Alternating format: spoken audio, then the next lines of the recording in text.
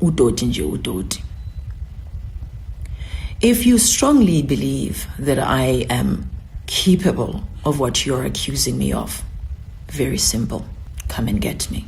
In a bombshell revelation, Advocate Malisela Tifo, who was previously involved in the Senzo Meyer murder trial, has come forward with an explosive version of events surrounding the football star's death on the night of October 26, 2014. Speaking on the popular podcast and Chill with McG, Advocate Tifo claimed that all 5 accused currently on trial are innocent and are being used as scapegoats in a cover-up that involves high-profile individuals and an alleged attempt to bury the truth. Advocate Malisela, who once represented one of the accused in the ongoing high-profile case, dismissed the state's narrative that intruders broke into Voslera's home of Kelly Khumalo, Senzo's then-girlfriend, to commit a robbery that ended in murder.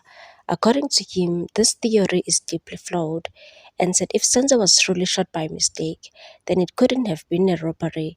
Robbers come with intention. This was personal. It has to be someone who was inside the house. Tifo stated that on the night Senzo was killed, the soccer star had originally been scheduled to attend a party near the Orlando Pirates headquarters in Kelvin, but never made it. He further claimed that Senzo's close friend Tumelo Madlala confided that Senzo has been shot by mistake. Tifo insisted this contradicts the narrative of armed intruders demanding phones and money before firing the fatal shot. Advocate Tifo was adamant in his belief that none of the 5 men currently on trial were at the scene. He vouched for their alibis. Accused number 1, Musika Ukhalelo Spear, reportedly in KwaZulu-Natal at the time, where he had been staying since losing his job in Gauteng. Accused number 2, Bongani Tanzi, was said to be working in Rustenburg and left Rustenburg to prepare to pay lobola for his girlfriend. Tifo claimed that Ntanzi withdrew money from a bank in Mahlabathini at 9 o'clock on the morning of Senzo's death, far from Vosloorus, where the shooting occurred around 8 p.m., and Ntanzi was in KwaZulu-Natal. Advocate Tifo questioned how Ntanzi could be placed at the crime scene when he has proof of his whereabouts, saying you don't need to be a lawyer to see that Ntanzi is being falsely accused. Delving deeper, Advocate Tifo pointed a finger at Longwe Tswala, the son of legendary music producer Chicco Tswala, and the then boyfriend of Kelly Khumalo's sister Zandile Khumalo. According to Tifo's version, tensions began a week before the murder when Longwe unsuccessfully tried to reach Zandi, who was reportedly away on a trip with Kelly and unknown friends of Senzo Meyiwa. Longwe Tswala then went to Kelly's home, where he found Zandi's mother. She confirmed that Zandile and Kelly had gone out with Senzo and that she was indeed not at home. Enraged by what he believed was cheating, on the night of October 26, carrying his father's unlicensed revolver,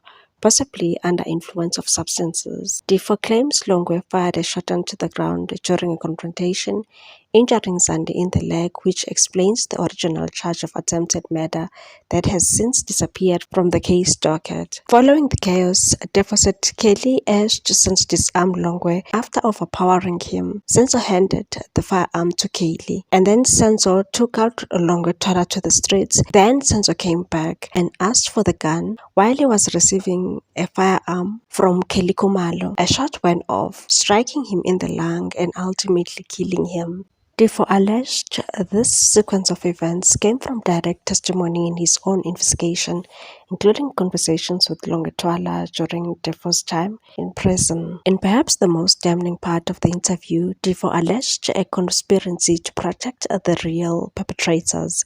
He claimed that the first person contacted after Senzo Meyer was shot was not football boss Ivan Khoza, as previously reported by Senzo's brother Sfiso Meyiwa. Apparently, it was Chicco Tswala who then allegedly called Dr. Khoza.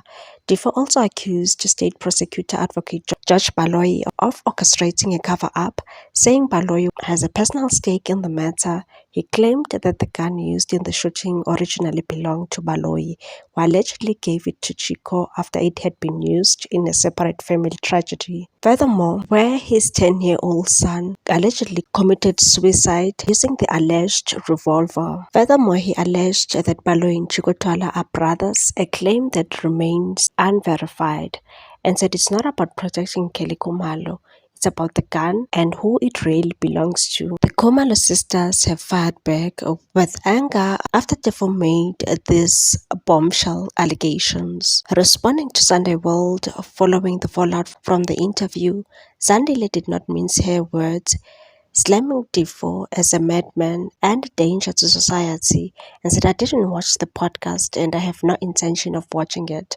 Tefo is a madman, desperate for relevance. He clearly misses the attention and spotlight he got from being involved in the case. Shame, ngeke ngivumelane or ngiphikisane nohlanya. Uyahlanya loya muntu, animboni nina. Meaning I can't agree or argue with a madman. Can't you all see he's mad?" Zandile also dismissed Tefo's reference to an alleged affidavit by Longe Twala, another person present the night when Meyiwa was killed, saying he has no knowledge of it and no interest in engaging with the matter, and said, "I don't know about any affidavit from Longwe, nor do I want to know. This man is broke and desperate. If he needs help, he must just open a GoFundMe instead of dragging people into his nonsense." Meanwhile, Kelly Khumalo, the late Meyiwa's girlfriend at the time of his death, took to Instagram to release a fiery video response.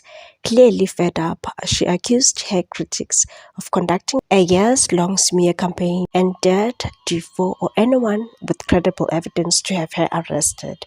Said, "I'm tired of being dragged like this. I won't be diplomatic anymore. I'm not hiring lawyers or releasing more statements. If Advocate Tefo believes I'm guilty, let him press charges. Come and arrest me."